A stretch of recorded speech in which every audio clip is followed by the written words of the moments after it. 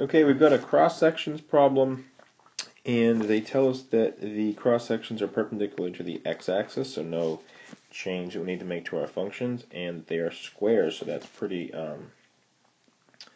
straightforward, and they give us the general shape. So what we're really going to do is we're going to understand that each side of our square is the distance between these two curves, and we're just going to square that integral from 1 to 4.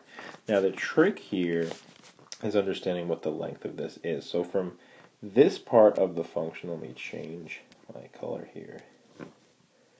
For this part right there, I think it's pretty clear to show that it is x squared over 10.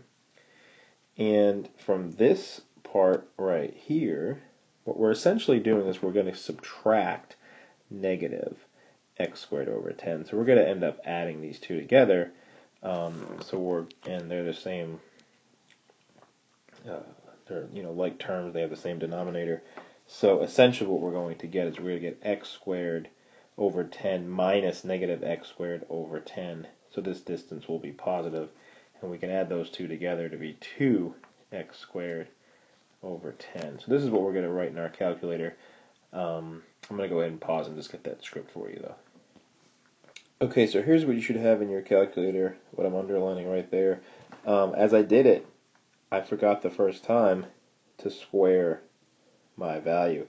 And it's funny, when I forgot to do it, I actually got answer choice C. It was perfect. It said 4.2. And I think one of the reasons I forgot to square it is I'd already had the square there, and I said, oh, I'm good. However, remember the square was already built into the function, and this square was based upon integrating the cross sections of the square formula, okay, which is side by side, or side squared.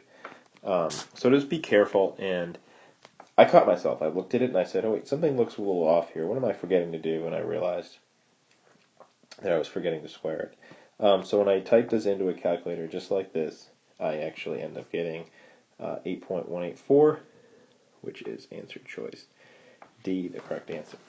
Okay, cross sections, I think we're pretty good at this, but you want to make sure that you're understanding how to translate this to getting the right answer on a calculator.